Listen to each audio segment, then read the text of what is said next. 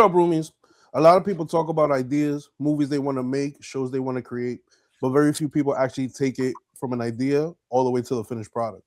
Tonight's guest is somebody who did exactly that. He didn't just write a film; he directed, produced it, acted it, and got it distributed around the world. His film Blind Blood is a crime thriller that drives into violence, redemption, and what happens when your past catches up to you.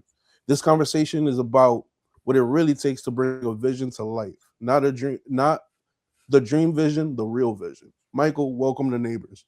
And thanks for being Well, on, man. Ariel, thank you so much for having me, man. It's a pleasure to be here.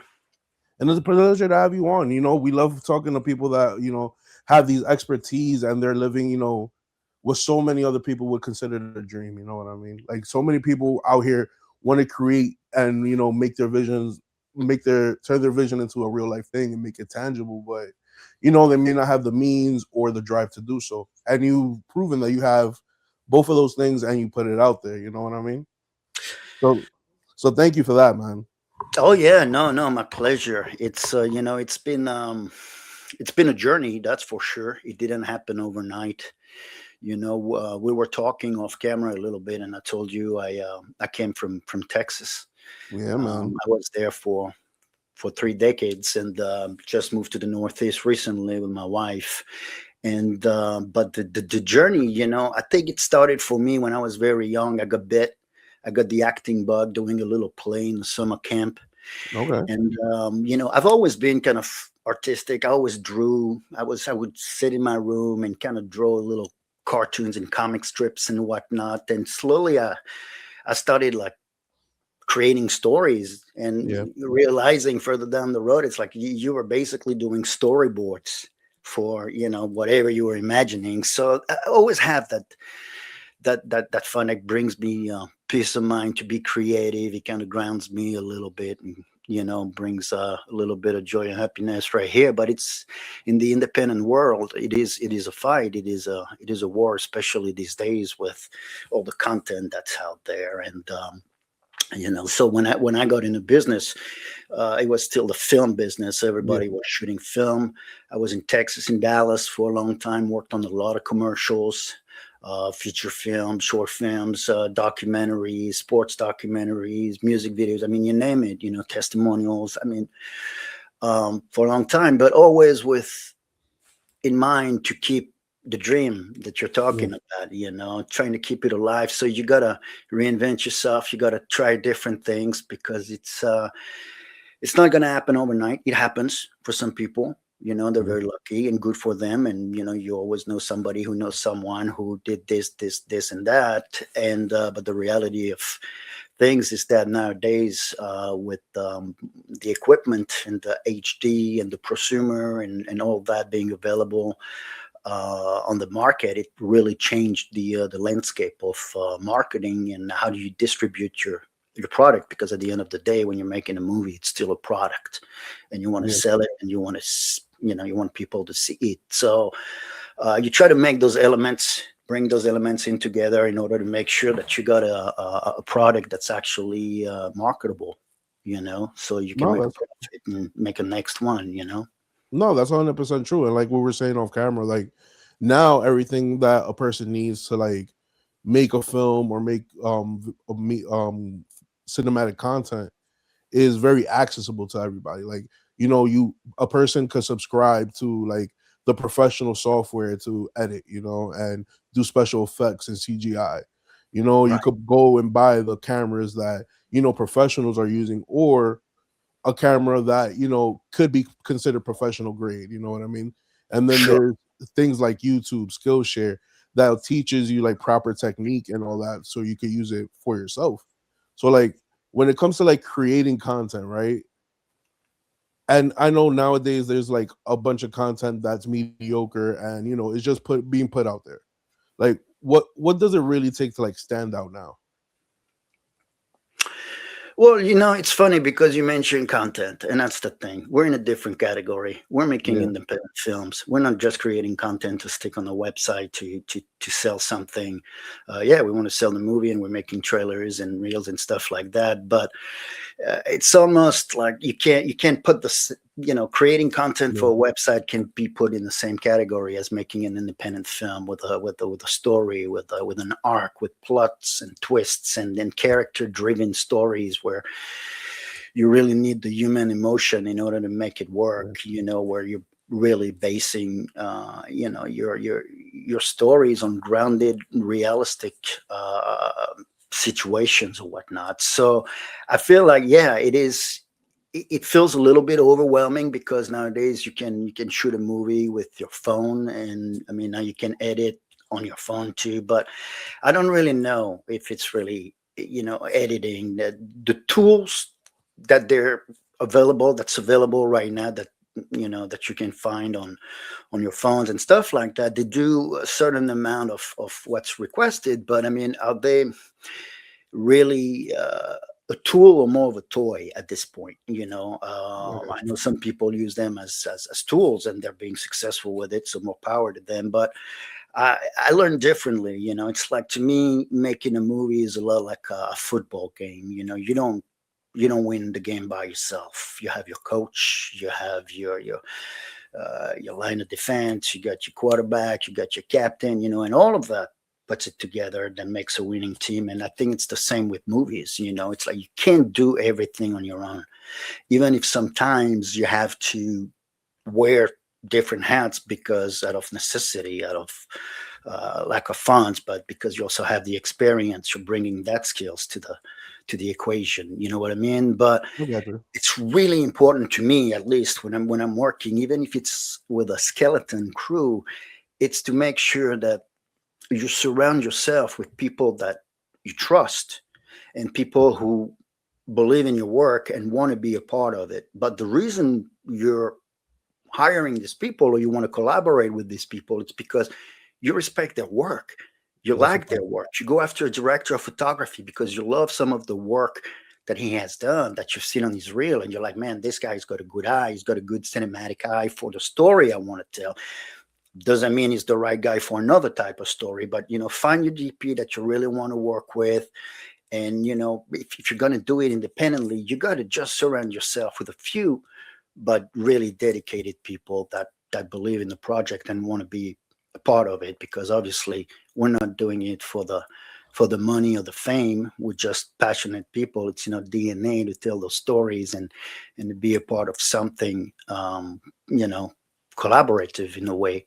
And I think it's the beautiful thing. It's very rewarding when you get together with people and you create something that seems to work or that people seem to enjoy. So that's rewarding on that level for me.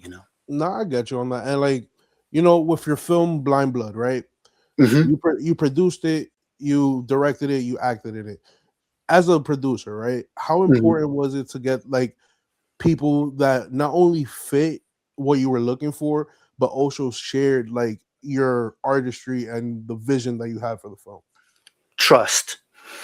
Okay. They just gotta trust you, man. It's like if I mean, I'm not famous. I'm not so it's like if I reach out to you and say, hey, man, I would like to work with you, I would assume that people will do their homework. They will look it up. They will look you up. They will see what you've worked on. Does it have good production value, or are they just, you know, whatever it is? You do your research, True. and you reach out to people. Some people will reach out to you as well.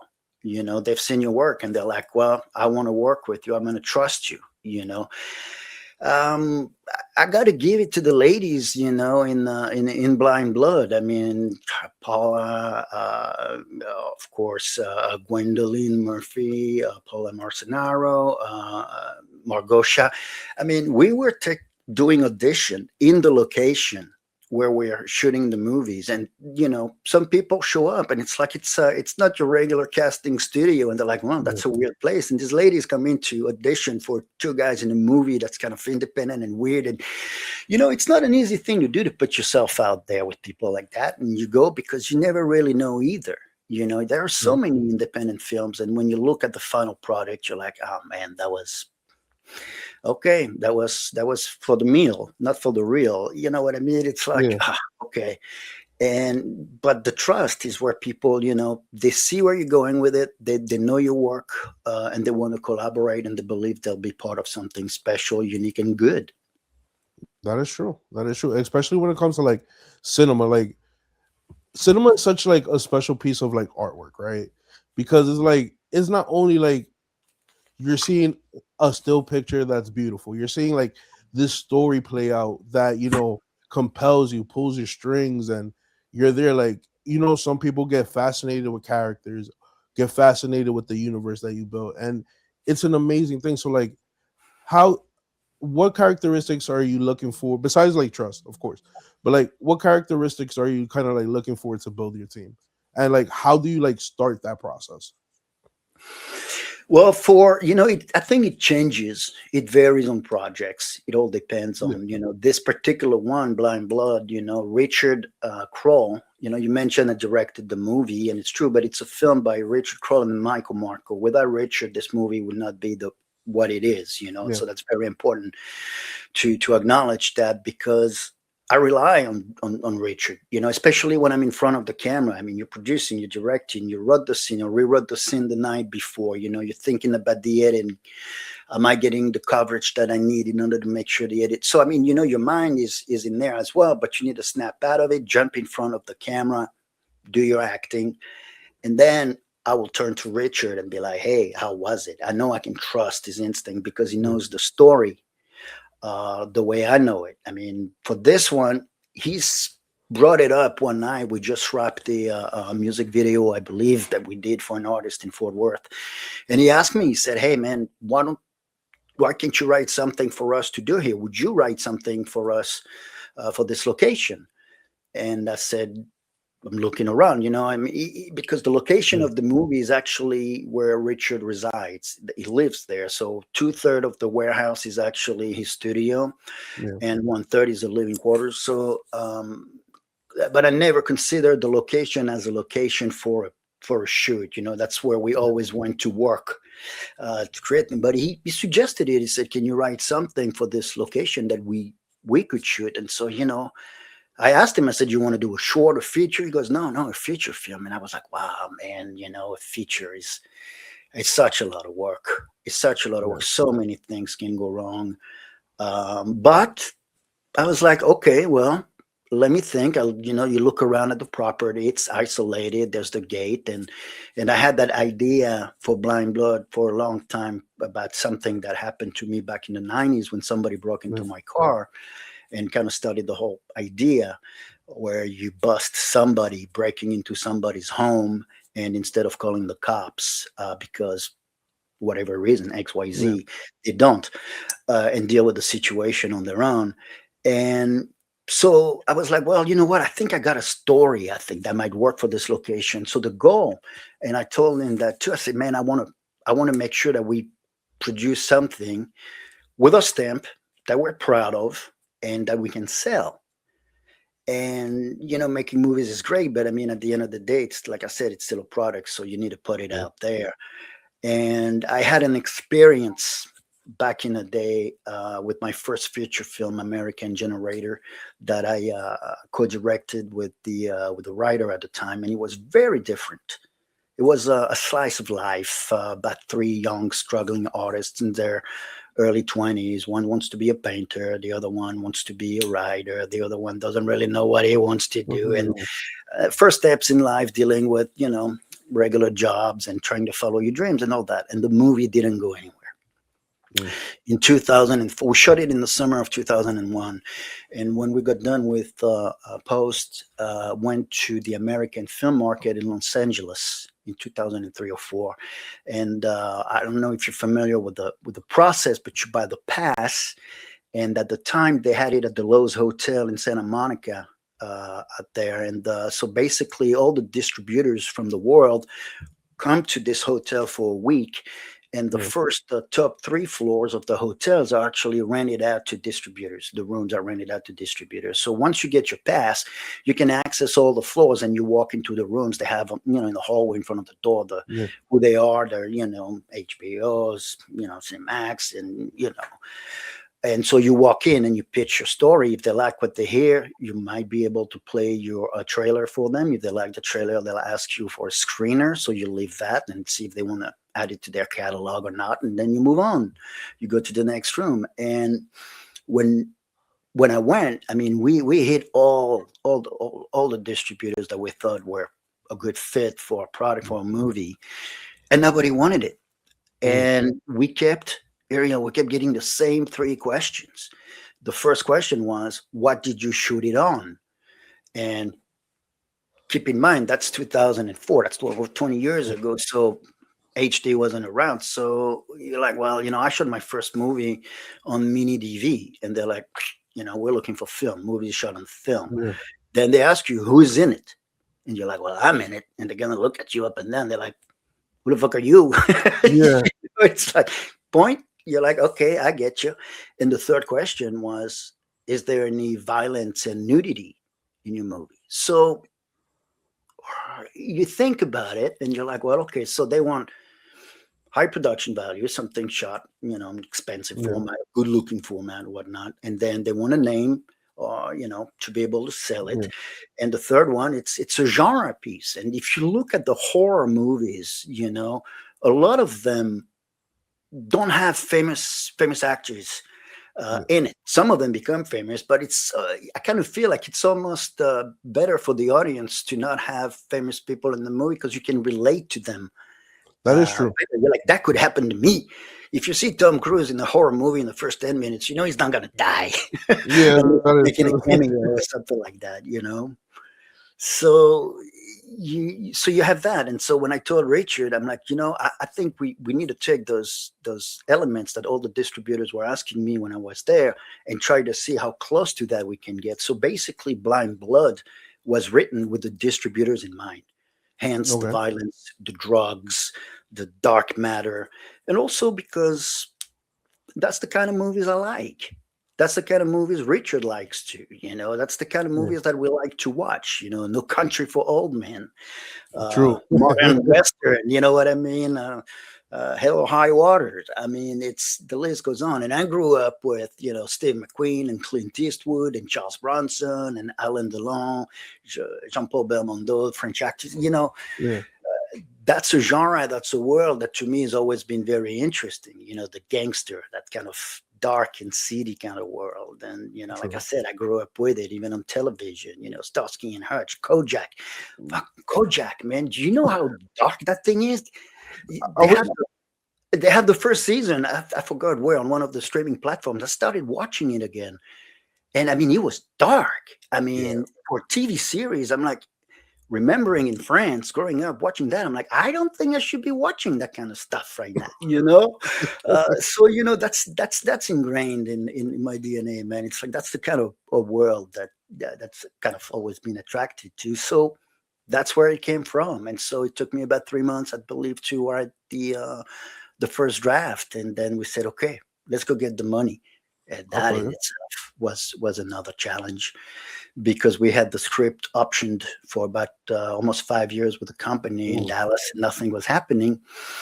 And I know, everybody tells you you're not supposed to put your own money into your projects. But then you're like, well, if I don't put my own money, then this project is never going to happen. That's a Now, fact. am I going to put the money that we were talking about with this production company that wanted, a 7-figure budget? No, no, now at this stage, you're like, okay, how can we make this movie on our own with what we have available? So Richard and I, we right at right out of the gate, man, we said, okay, what do you want to do? What are the responsibilities that we want to split?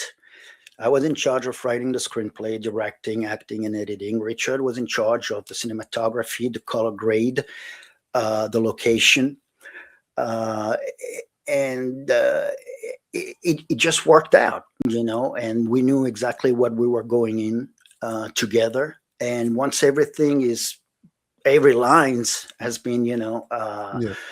designed, or then you just go and you make it happen. And like I said, if people see your previous work, they'll be like, well, I know it's an indie film, it's very small, but let's go for it. And we were like, we're gonna try it. We're not going to advertise it. We're going to do it under the radar because it's very challenging. We're all wearing a bunch of different hats, and the chances of this things getting off the rails are huge. So we'll just, we're going to try to make it because we love getting together and creating stories and moments and scenes and whatnot. And if it works, it works. If it doesn't work, then at least we would have tried. That's true. And I think that's the most important thing. You got to find ways to, and it's very different when people are like, what's the formula? There is no formula. It's finding the right people at the right time. It took me 20 years to find Richard, Yeah. to be able to collaborate with somebody at the level that we did on this particular project. I'm not saying finding a good DP is hard. I mean, but somebody who wants to collaborate with you and put some skin in the game uh, is a different story, and that takes time. I Okay. worked in the film business in Dallas. I created relationships over 30 years. People that knew me, people that I hired me, people that I hired or rented from or whatever. So there was this, you're part of a community. And so it was a lot easier to reach out and say, hey, how much is that prop going to cost me? How much is that location? And you do with what you can, man. You try to make it happen. You put it out there. You let everybody know. You let everybody that know that you're making a movie, and if they want to jump in, door is wide open. And Sure, some man. people do, and some people don't. I mean, in Chapoy was a student film that we found from my friend Adrian Neely, who plays Sullivan's driver the second time at night in the Yeah. flashback. And Adrian is a teacher, a film teacher, and so he sent some students that would come out when we were shooting and kind of roll up their sleeves and jump in and kind of help out. And Ian was one of those students that religiously kept coming back every time we were shooting. He drove back, and it's some people are dedicated in the way that it's a passion. They have to tell the story. They have to be a Yeah. part of it.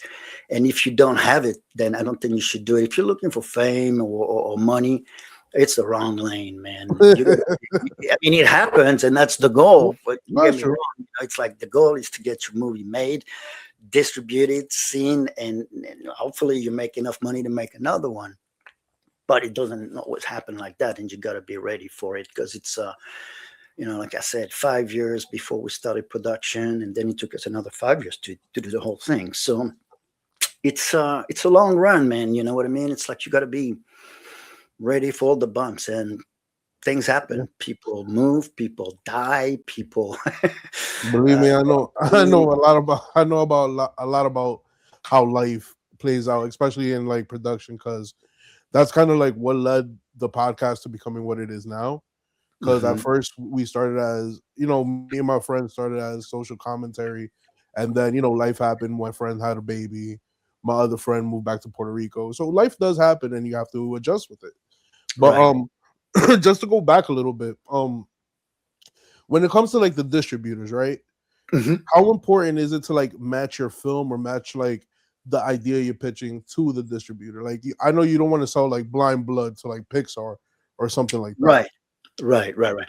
Well, I think it's one again with distribution is about knowing exactly what you want out of it at the end before you even start rolling, before you Okay. even write the screenplay.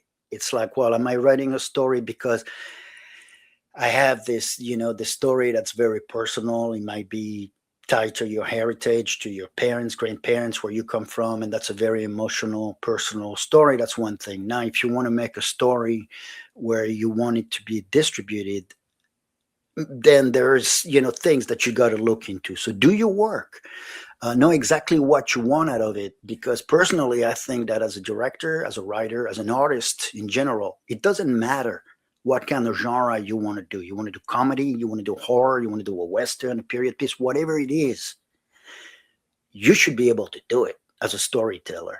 You don't have to be pigeonholed into one category of genre or whatever. It's like, look at the Coen brothers. oh man, True. their body of work is freaking incredible. From That is true. Blood Simple to Raising Arizona and No Country for Old Men, Burn After Reading. I mean, they just mixed the genre. A Brother Where Art Thou. I mean, and I love that personally. I think it shows how talented they are, to be able to mix that different genre as a storyteller. So don't feel like, oh, this is the only story I can tell. You should be able to write whatever you want and Yeah. cater also to some people. It's like if you have a fan here that likes comedy, well, I mean, write a comedy, see what happens. You don't want to write a comedy, then find somebody else. How do you do it? Get a credit card too, put some of it. You can also negotiate points on the back end, which is a little more of it's standard procedures. You offer Yeah. portions on the back end on the sales. I mean, all of that is negotiable, and but at the end of the day, it's all about how how important it is for you, or to be a part of something like that, or to meet people, or to do it yourself. I get Pretty. you. And when it comes to like indie versus getting a distributor, right? Or a big Mhm. studio involved. Do you Mhm. find that the process is generally the same, or do you feel that the process is different because let's say you're with a big distributor and they're like, all right, cool, you have a year to get this done, or you have like a certain like criteria you have to hit. Well, Ariel, it's like I don't deal with the studio. I'm independent. I've never been, Yeah. no Okay. nobody has ever opened the door to say, "Hey, why don't you go pitch for a three-picture deal at this studio?" Because that's also, a lot of the relationships in this business are all about who you know. Oh, I trust you. You're a good filmmaker. I'm going to introduce you to this producer, even though he's my producer, but I'm doing comedy and you want to do horror. They're completely two different genres, so that shouldn't interfere. It's not your guy. Yeah. It's all about supporting each other and helping each other out. But I also understand, it's like how people can take advantage of a situation like that. Somebody's contact is not necessarily Yeah. your contact, and I mean, you got to be respectful on how you approach something like that. Okay. But the studios operate in a certain way. All I know is the independent level. It's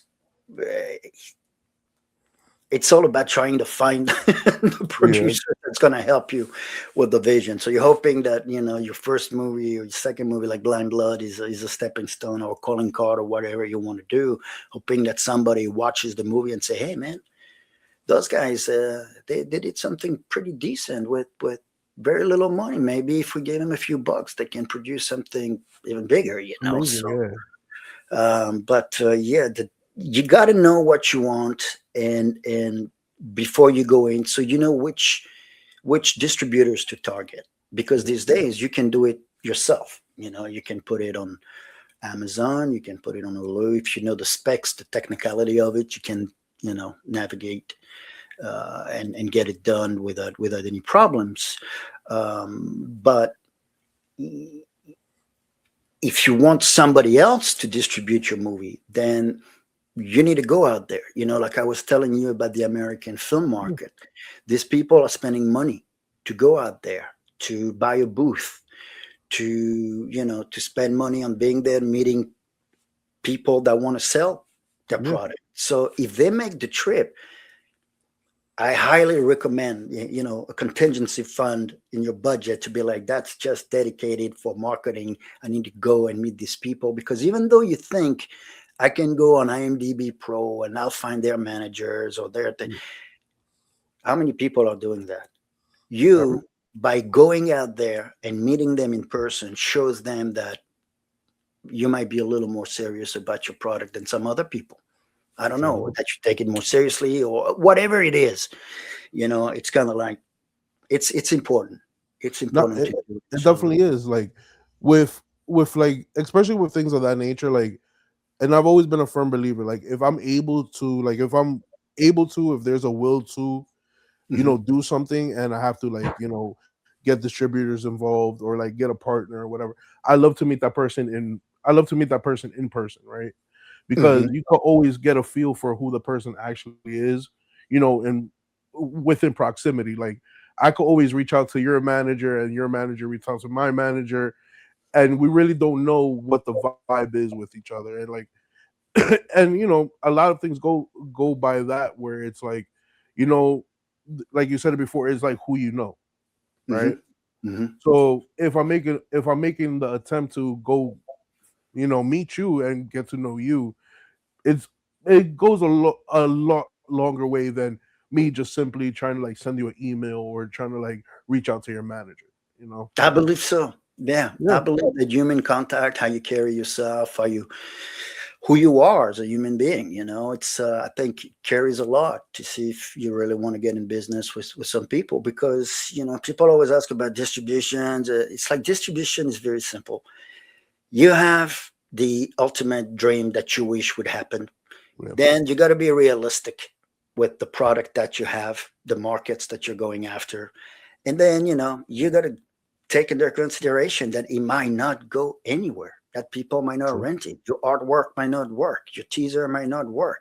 So it's really for you to know, do you want to have a distributors? We wanted a distributors because for us we felt like, yeah, as much as you can put a movie out there on your own, I don't know if I can put the movie on Amazon, uh, you know Yeah. point FR in France, or I'm in Spain or in Italy. It's like I don't have the Rolodex. The distributors do. They go to film markets, and that's how they know. So you want to make your movie and distribute it yourself on Hulu or Amazon or whatever, but it might only be limited to that territory. I don't know. I'm Yeah. because I've never investigated. So, but in our minds, for Richard and I, we say, well, let's see the exposure that these guys are going to offer, and we've been really happy, man. I mean, we're in the US, Canada, Mexico, the UK, Yeah. Australia, and it keeps expanding. So we're hoping that the movie will find its audience. And once again, for independent people like us, what you're doing Yeah. is a lifeline, because you're helping introduce the movie to a new audience, and that's how we can survive. Because if your audience decides to go check out the movie and they're like, oh wow, that was great, share it. Share it with Yep. your friends, push it out there and say, hey man, you should go check out this movie if that's the genre that you're into, because I liked it, because they did a good job or whatever. But that support is really what keeps us alive. So if you see the work of somebody that you like, well, follow them, push it, share them, because they rely on you. And Yeah. you might think it's not important, but that one click, that one share, that one like might just generate another view, and life goes You on. and So you have a cascading effect on it. Yeah. But all right, when you decided to write Blind Blood, right? Or when you got the idea, like how did the whole idea of like, hey, I have this movie in mind, I wrote it, Richard, here's what I got, to the creation, to the actual, here's the final product and all that. Like what were the steps like, and like what did like your process look like?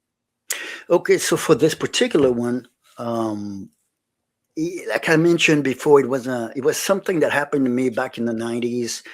Somebody broke into my car, they stole my CD player and broad daylight, and I come out, I see, passenger side window shattered on the Yeah. ground with, I'm like, oh man, I'm like, oh man, I wish I could have cut that guy in the act. Yeah. Keep in mind, at the time, I'm 20 years old, 115 pounds all wet, and it's like, what am I going to do? It's like, but you feel violated, somebody Yeah. robbed Yeah. you, you're like, man. And I was telling a friend of mine what has happened a couple of days later, and and my friend, just in the middle of it, just threw like, well, what would you do if you catch the guy in the act? I'm like, well, I'm going to rough him up. And then what? Well, then I'm going to call the cops. I'm going to call the authority, like a regular, decent human being, like a regular Yeah. person would do. And he's like, well, what if you can't? I'm like, what do you mean? And then, he started planting the seed. I'm like, oh, yeah, hold on a second. And then the idea of someone breaking into somebody's house, getting busted, but for whatever reason, the owner cannot call the police and has to retaliate by himself or fix the situation by itself came from that. And we try to make back in '95, we made a medium Yeah. film that we shot on high eight, or it was just like film school for us, and it was what it was. There were some good moments, but I kind of always stuck with that idea. And Okay. many years later, actually, he was my director of photography on the American Generator. My friend Vincent Rand mentioned, "Hey man, you need to revisit that idea that you did a few years ago. I think there's some potential in there." So that idea Yeah. was always in my mind, and I finally, get it to happen. And when Richard came up and say, "Hey, he wanted to shoot a feature film," I said, "I think that's what we should do. Small cast, one location, and with the distributors in mind." And so I wrote the first draft, I believe, in 3 months. I showed it to Richard. He liked it. In the process of writing, I would send some pages to Mark Hansen, who plays Jack. I've known Yeah. Mark for a long time, and so as I was going, I would send him 20, 30 pages at a time. And what do you think? Is this going anywhere? I might, and Mark kept coming back saying, "Man, I can't put it down. I got to see what happens next. I got to see what happens Yeah. next."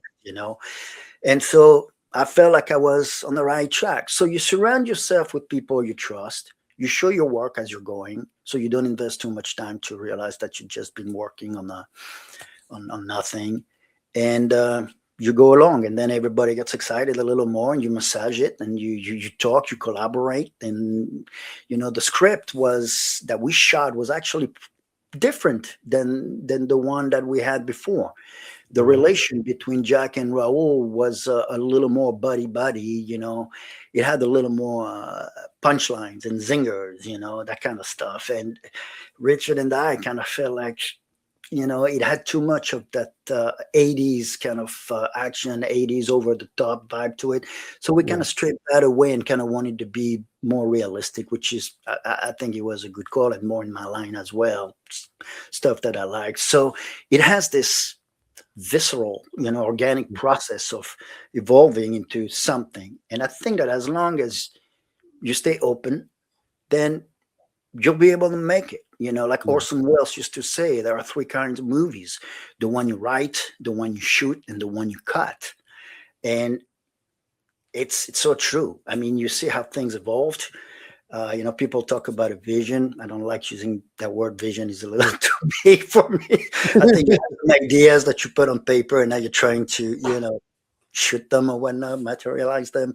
But you got to be ready that things are going to change. You show up on the set. Uh, the guys are supposed to get out of the car to bust into a house in New Orleans to go bust a drug deal, and we get there, and the fire hydrant has been busted, and there are fire trucks up and down the streets with lights flashing, and we're supposed to shoot. And we're like, Yeah. we can shoot with that in the background. So it's like you're always gonna have little things that's gonna come, and you improvise and you make it happen. And if it doesn't work, the way we did Blind Blood, we were able to come back.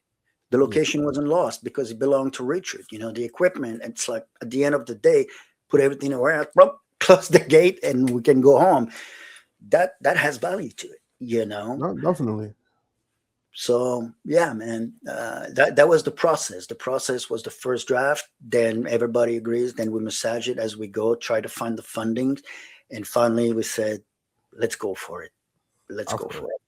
I You feel know. it. And what in process of shooting, and you mentioned that things happen, right? Hmm. Like for instance, with the fire trucks being in the background, Hmm. right? How often is it that, and this could vary for any project. Like, do you see yourself all I don't want to say often, but do you see yourself like having to like rewrite a certain scene because something, you know, isn't the way y'all thought it was gonna be and you would have to like improvise to like write it in? Or like do you guys just be like, all right, cool, this is what's happening. We only have today to do this and we're gonna have to work with it. Yeah, no, no, that was the thing that Richard and I talked about. Richard was like, "Man, I just want to make sure that we get what we need, not Yeah. just what we can when we're shooting on those days. It's like, let's take the time to really come up with a good shot list and make sure that we get what we need for the edit, to make sure that we, the emotions are there, and whatever we're trying to say is done the right way, which not everybody has that, luxury, I would say. But you put yourself in a situation like that. So if there was a little something on an occasion, we reshot a scene like 3, 4 times. I think we had to come back. There was some technical issues, or performance weren't quite there yet. But we had the luxury to say, hey, let's come back and do it. Within reason, because you also know what you're working with. So sometimes you try things that don't work out because you have bigger ideas, and then you got to readjust. But I think the whole thing about making a movie is about adjusting to whatever situation happens as the day unrolls, basically, because always something is going to happen. True.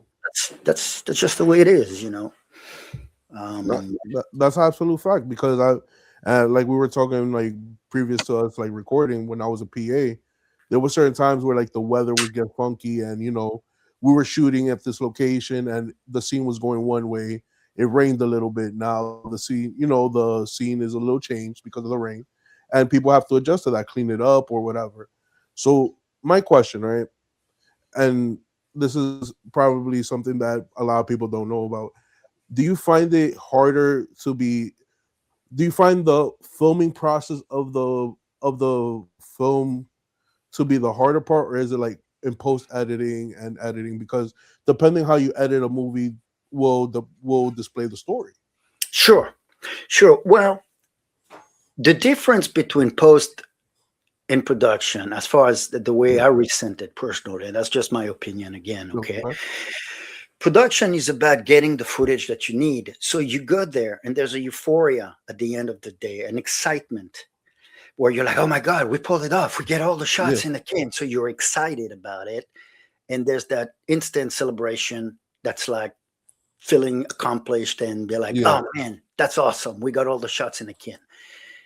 Now, when you get into post, you start putting those shots together. And it's very important. When I send an edit to somebody, I don't prep it. I'm like, here's the scene. I don't tell them, oh, this working or this doesn't work, or the audio, the sound. No, no, no, no, no. I'm like, here's the scene. I want you to watch it. I'm not prepping it for you, because the moment you're going to watch that scene for the first time, the emotion you're going to have, the feeling you're going to have while you watch it, you'll never have it again. That's a big fact. Yeah. And sometimes it's hard for people to hold on to that feeling, because once you start putting something under a microscope, a cut, should I cut here? Should I cut there? Should I go to medium? Should I go to the close up right here? Is that line important enough for a close up? Do we need to go back to a wide shot? What do we, and you start making your movie and finding the reasons on how you cut this thing together, because every cut needs to have a reason. You're not just Yeah. cutting for because it works. Um, you get to that point where you're like, it's easy to get to a point of disgust. Almost so you're sick of looking at it. You're like, man, I can't fucking deal with that scene anymore. I don't know. Is it working? Is it not Yo, working? I know exactly what you're talking about. And it's like, fuck, man, did we mess up? Is that was it a waste of time? But it's because you've been working on this thing for 2 weeks, Yeah. trying to make it work, trying to make that one cut work, or you're missing a piece of B-roll that you feel like it would be great right now to have a shot of this or an insert of that. Well, go get it. True. Well, go get your insert, come back, drop it in, and then you see. But once you start putting something in a microscope, it can get really easy quickly to be like, oh man, that was we fucked up, we messed up. Yeah. Now what do we do? So it's very important to keep that first emotion. When you have it, you're like, oh wow, that was cool. Then you go in there, you polish, you massage, if everybody feels the same way. But like I said, it's really easy that when you look at something over and over and over and over again, to detach yourself from that first emotion that you have, and holding on to that is what let you know if it works. Because if you feel something, then other people are going to feel the same thing. You would So am think, I. right? That's the Of goal. course. And you gotta know what you have and let it go after a while. It's like I Gotcha. remember even in Blind Blood, I was editing a scene and then I move on. And then when I would come back, I'd be like, oh, hold on a second. Let me revisit this scene. Why did I cut here? Why didn't I cut? Why don't I let the moment breathe a little longer? And then Mm. I'm like, oh, yeah, well, it's because, there was a technical problem and I had to cut out of it. And so you start revisiting your scenes and you start thinking about and realizing the reasons why you made those edits. And you're like, okay, well, now I'm beating a dead horse. I got to move on. The Yeah. scene is cut. Let's lock it. Let's move on. And once again, knowing what you have is, it's really important because you got to be able to let it go and let it into the world for the audience to decide That's if the truth. it's worth it No, or no, not. that's a big fact because perfectionism could, be the reason why your production doesn't take off in the first place because you're trying to like perfect everything at the same time. You know what I mean? Because Yeah. as a musician, like I get that, like trying to make sure the chords are right, trying to make sure this is right.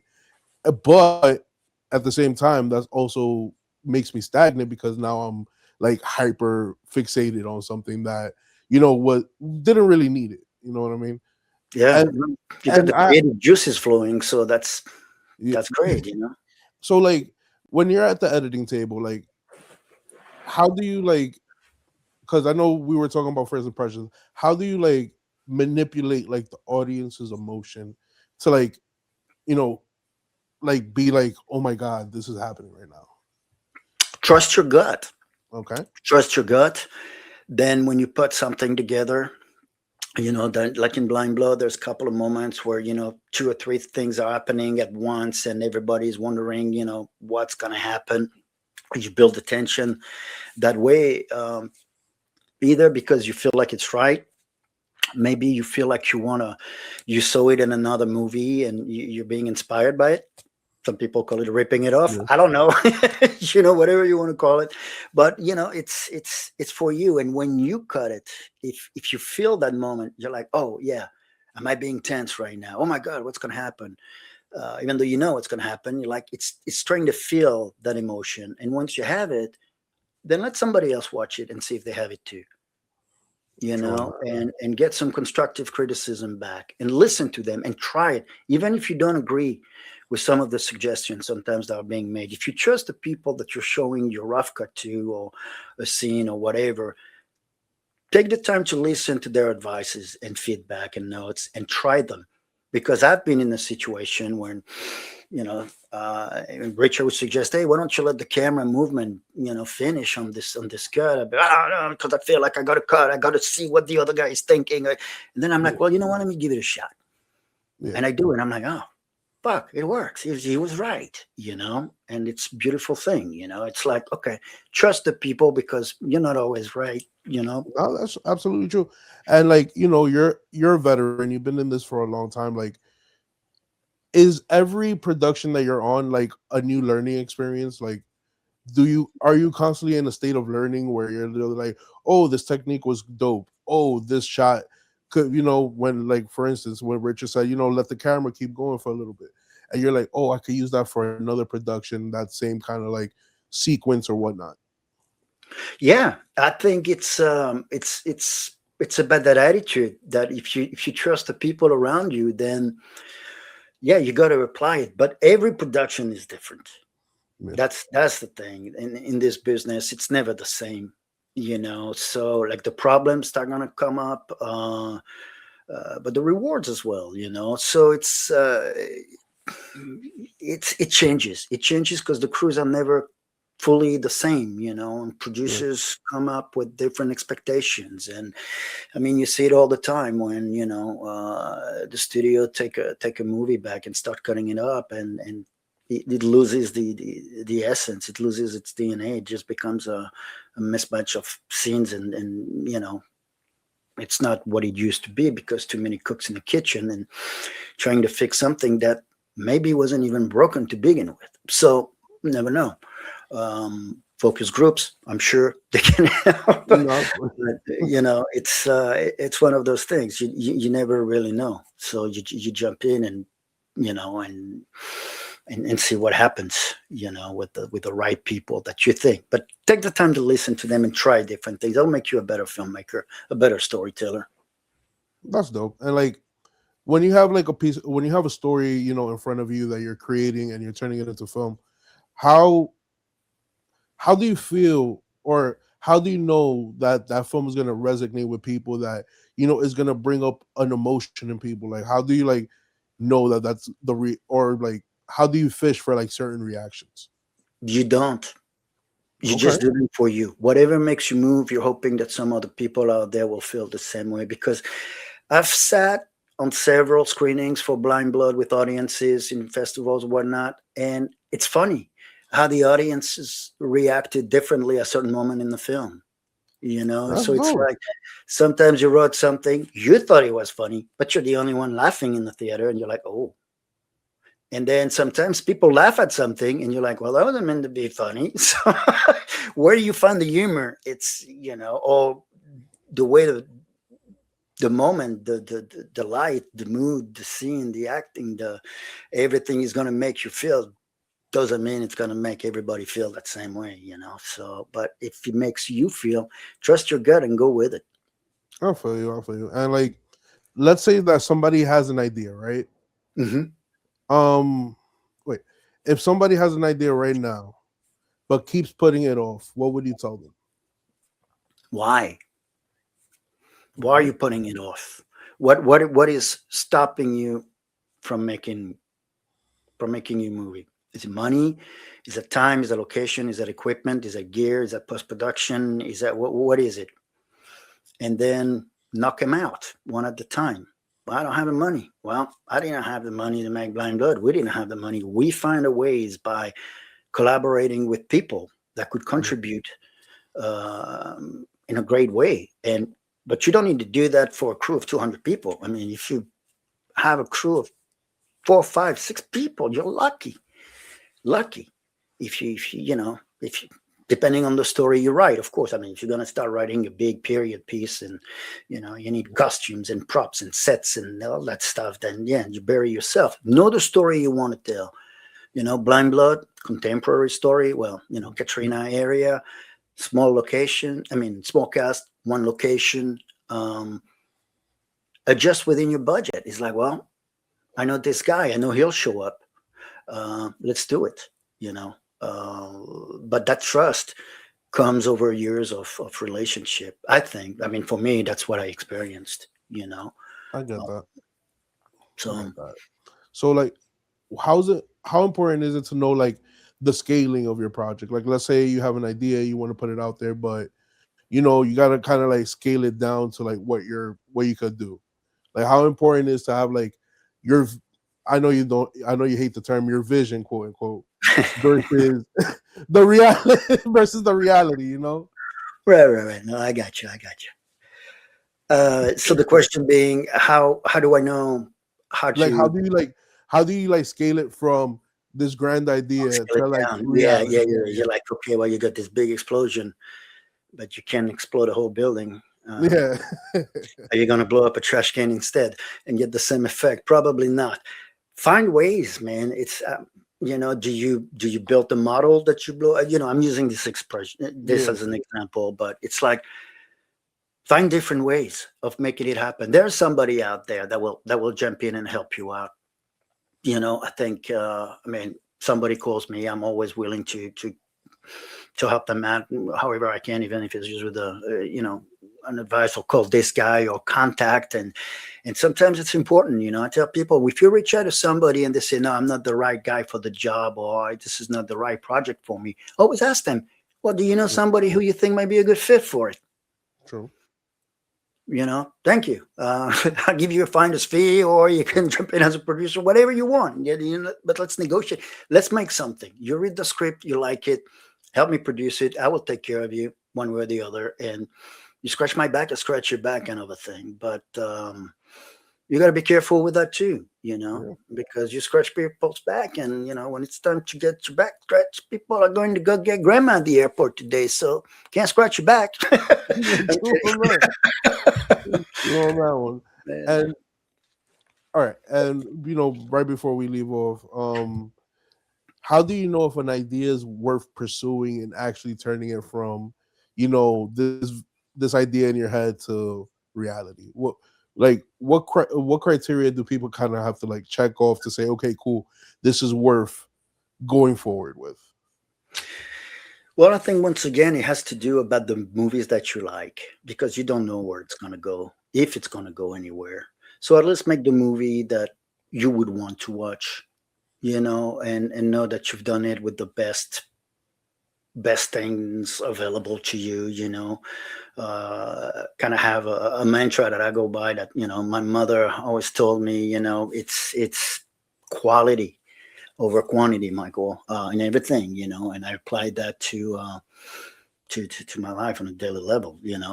So yeah, quality over quantity, and make the movie you want. You don't know. I mean, you're like, hey man, I want to Mhm. write a zombie movie today. Okay, go for it. And by the time you're done with it, everybody out there, they want to buy vampire movies. I'm like, no, no, no, no. True. Zombies are not in. That's not what we're looking for right now. We're looking for vampires or werewolves or this or that.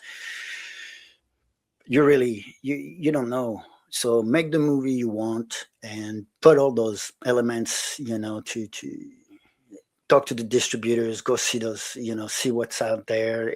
Do your research, and don't feel like, unless, like I said, unless you have a story that's very personal and important to you Yeah, that you want to tell for, how your kids want not a heritage or uh, do your research and figure out what you want to do, I got you. and then get after that. It's like you can't just make a movie and be like, I'm going to change the world. It happens, but it's really rare. Yeah, Just make sure that before you change the world, you make a movie that people can see. I So got you, man. I got but you. make the movie you want, man. Make the movie you want. If you surround yourself with the right guys, you'll end up with a good product. I That's truly fine. think so, especially if you collaborate, because it's so easy to get tunnel vision, and you go down a rabbit hole, and next thing you know, you can't come out of it. So trust the people that you're working with. Choose them carefully. You don't need a you don't need a bunch. You just need a few, but and go make a movie. Go make the I, movie you want to make. I feel you, Mike. And last but not least, and I ask No, all my sure. guests before we go this question, do you have any final thoughts, any words of wisdom or advice for the roomies? Well, Blind Blood is out. It's on a lot of streaming platforms. If you guys can watch it, and if you like what you see, push it out there. I'd appreciate it. Keep watching Ariel, and he's got great questions, great topics, and support independent filmmakers, independent artists in general. You like musicians, go see them live. That's how they survive. You like a painting, buy it, and just go see. But yeah, for me, I like tell people quantity.